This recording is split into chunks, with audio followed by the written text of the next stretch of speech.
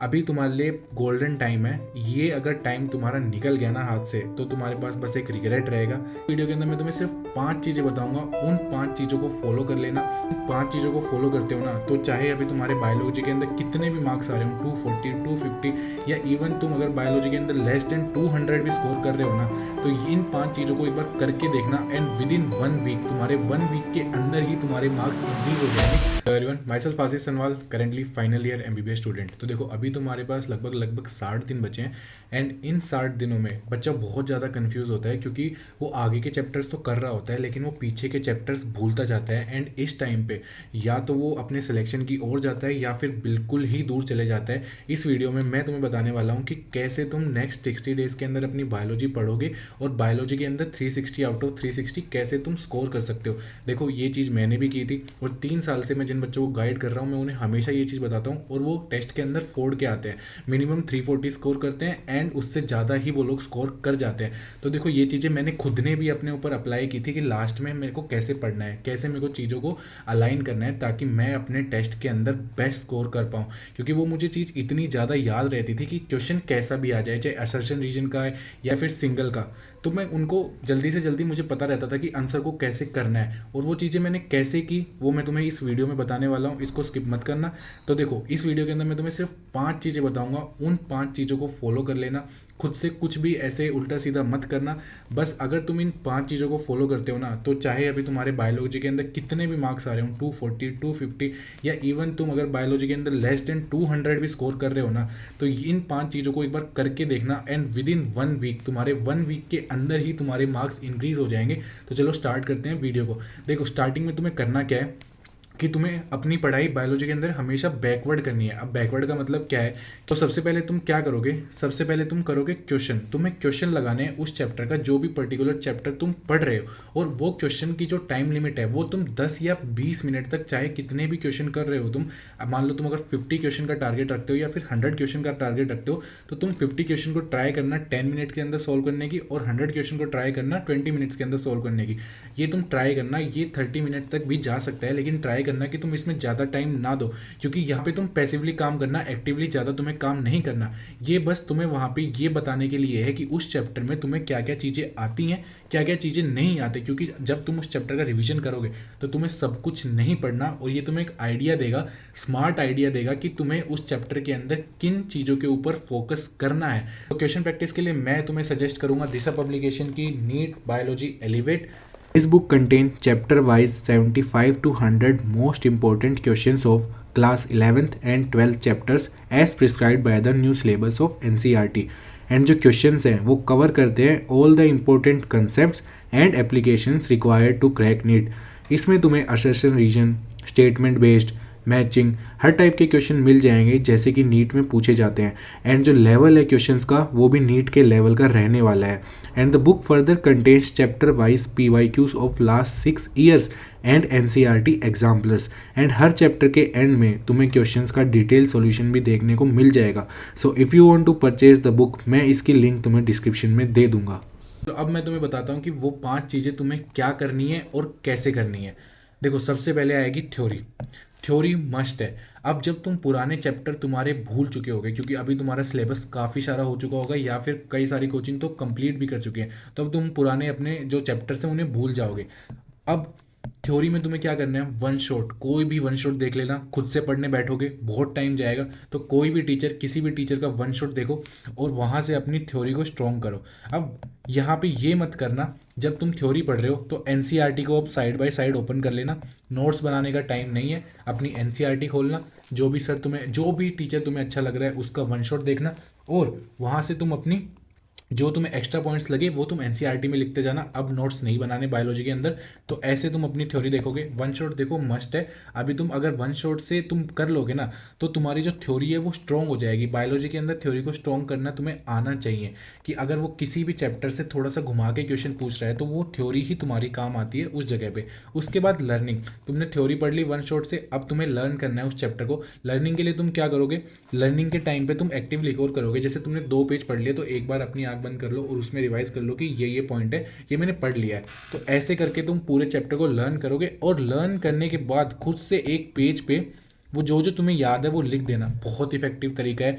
जो पेज पे तुम खुद से लिखते हो ना कि ये मुझे इस चैप्टर में याद है, अब पूरा चैप्टर नहीं लिखना। जैसे मान लो तुमने कोई एग्जाम्पल कर लिया, अब तुम उस एग्जाम्पल को याद कर रहे हो तो पेज पे बस एग्जाम्पल लिख दो, एटलीस्ट तुम्हें याद रहेगा। या फिर कोई डेट आती है, साइंटिस्ट का नाम आता है, या फिर कोई ऐसी लाइन है जिसको तुम चाह कर भी नहीं भूलना चाहोगे क्योंकि वो एग्जाम के लिए इंपॉर्टेंट है, तो वैसी लाइन लिख दो। बस पूरा चैप्टर नहीं लिखना होता, एक पेज में जो तुम्हें याद है, तुम्हें लगता है इंपॉर्टेंट है, वो तुम्हारे दिमाग के अंदर है, उस पेज को तुम लर्निंग के टाइम पे उस पेज को बनाओ। ये तुम्हारे एंड में भी काम आता है क्योंकि तुम्हें वही चीज़ें याद रहती हैं जो ज़्यादा से ज़्यादा इंपॉर्टेंट होती है। तो ऐसे पेजेस बनाओ, लर्निंग तुम्हें होनी चाहिए। उसके बाद रिवीजन। मान लो तुमने 7 दिन तक 7 चैप्टर्स का वन शॉट देख लिया, तो ऑन संडे, मान लो संडे के तुमने टेस्ट दिया, टेस्ट का एनालिसिस किया, उसके बाद तुम्हारे पास दिन बचा हुआ है, तो उस दिन तुम उन 7 चैप्टर का रिवीजन करोगे। हाँ, तुमने थ्योरी पढ़ी, लर्निंग किया, जब तुम चैप्टर को लर्न कर लेते हो ना तो तुम्हारा रिवीजन बहुत आसान हो जाता है। तो तुम एक दिन के अंदर 7 चैप्टर्स को रिवाइज कर सकते हो अगर 7 दिन तुमने वन शॉट देखा है तो। और मान लो तुम्हें 7 चैप्टर एक दिन नहीं करने, तो एक दिन 4 चैप्टर करना और दूसरे दिन 3 चैप्टर करना। लेकिन ये मस्ट है भाई, बिना रिवीजन के तो तुम भूल जाओ कि कुछ भी होना है। और इनके अंदर जो तुम्हें टाइम लगने वाला है ना, अगर तुम फिजिक्स को 4 घंटे दे रहे हो, केमिस्ट्री को 4 घंटे दे रहे हो ना, तो बायोलॉजी को तुम्हें 6 घंटे देने पड़ेंगे। बायोलॉजी एक ऐसा लोता सब्जेक्ट है जो तुम्हें 360 मार्क्स लेके ही आएगा। एंड ये गारंटी है कि बायोलॉजी को अगर हम अच्छे से पढ़ लेते हैं तो वो सब्जेक्ट हमें मार्क्स देता है as compare to physics and chemistry. बहुत सारे यहाँ पे ये गलती करते हैं कि वो अपना ज़्यादा टाइम फिजिक्स और केमिस्ट्री में लगाने की कोशिश करते हैं, लेकिन स्मार्ट वर्क करना, बायोलॉजी, अकेला बायोलॉजी फिजिक्स और केमिस्ट्री के बराबर है। तो तुम खुद सोचो कि तुम्हें इसको टाइम ज़्यादा देना पड़ेगा। तो जितने भी तुम आर्ट्स, केमिस्ट्री और फिजिक्स के पढ़ते हो, एटलीस्ट उससे 2 घंटे ज़्यादा तुम्हें बायोलॉजी पढ़नी है। बायोलॉजी को इग्नोर मत करो यार, तुम्हारा सिलेक्शन के जो चांसेस है ना वो बायोलॉजी बहुत बहुत बहुत ज़्यादा बढ़ा देती है। फिजिक्स के अंदर अगर तुम 100 भी स्कोर कर रहे हो, लेकिन बायोलॉजी के अंदर तुम अगर 360 स्कोर कर रहे हो ना, तो वो तुम्हारे स्कोर को बैलेंस करती है। तो बायोलॉजी को इग्नोर मत करना। थ्योरी के लिए वन शॉट देखो, अभी बहुत सारे वन शॉट की सीरीज स्टार्ट हो जाएगी, तो जिस टीचर का तुम्हें अच्छा लगता है ना उस टीचर का देखो। मैं कोई पर्टिकुलर टीचर नहीं बता रहा, जिसका तुम्हें अच्छा लगता है उस टीचर का देखो। लर्निंग मस्ट है, ये नहीं कि वीडियो मूवी की तरह देख ली, भाई ये नहीं करना होता। तुम जब टीचर को सुन रहे हो, एनसीईआरटी, अब कोई अदर बुक नहीं, जो थ्योरी तुम्हें चाहिए वो एनसीईआरटी से ही पढ़ना है और उसी से याद करना है। अपनी चीज़ें अब जाके चेंज मत कर देना। उसके बाद रिवीजन मस्ट है। ये 3 चीज़ें जो बच्चा करता है ना, वो 100% बायोलॉजी के अंदर 340 प्लस स्कोर करता ही करता है। मैंने बहुत सारे ऐसे बच्चे देखे हैं जो बायोलॉजी को एकदम लास्ट से स्टार्टिंग में, मतलब 3 महीनों के अंदर अंदर बायोलॉजी को इतना स्ट्रॉन्ग कर लेते हैं ना कि जो बच्चा पूरे साल से पढ़ रहा है ना उससे ज़्यादा उन बच्चों के बायोलॉजी के अंदर मार्क्स आ जाते हैं। तो बायोलॉजी में ये तीनों चीज़ें मस्ट हैं और अब तुम्हें करनी पड़ेंगी।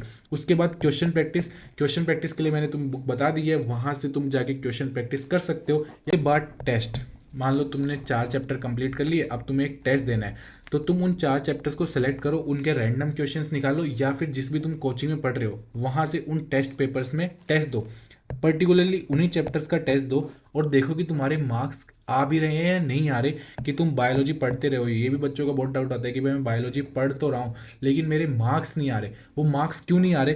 क्योंकि तुम मेन थ्योरी, लर्निंग और रिवीजन पे ध्यान नहीं देते। बायोलॉजी को हम बस एक बार पढ़ा, यार मेरे अंदर इतना दिमाग तो है ही कि एक बार पढ़ के मैं बायोलॉजी कर लूँगा।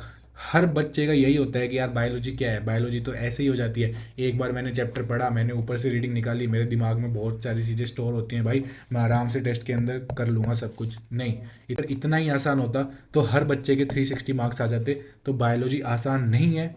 थ्योरी, लर्निंग, रिवीजन, इन पे तुम्हें सबसे ज़्यादा ध्यान देना है। और टेस्ट में तुम्हारे मार्क्स कैसे आएंगे? जो एनसीईआरटी की लाइन्स है, मैं अपनी हर वीडियो में बताता हूँ कि हर लाइन के अंदर कुछ ऐसे वर्ड्स होते हैं जहाँ से statement wise assertion reason question बनते हैं।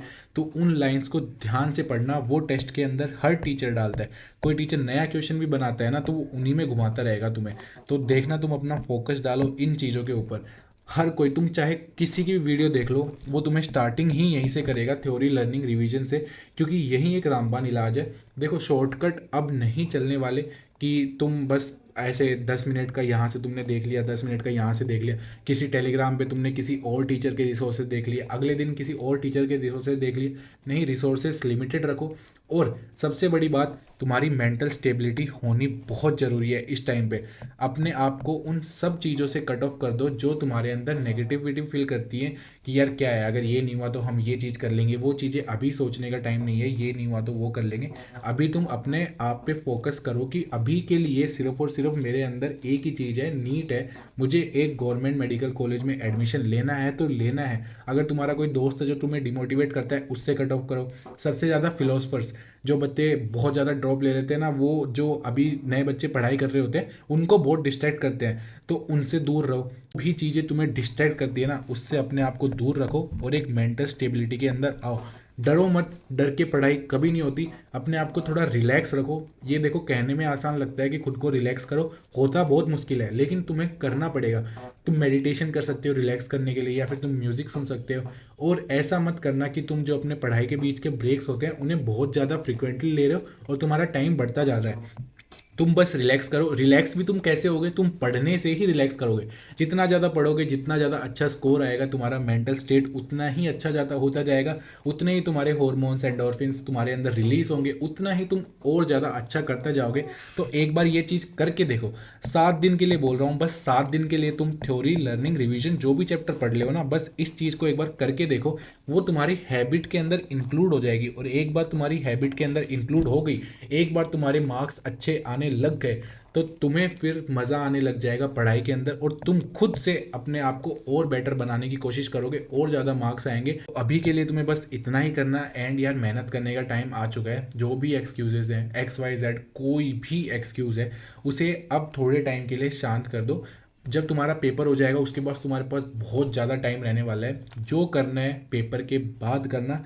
अभी अगर तुम्हें ऐसा लगता है कि मुझे ज़्यादा खाने से नींद आती है, तो खाने को कम कर दो। ज़्यादा सोते हो रात को, तो थोड़ा सोना कम कर दो।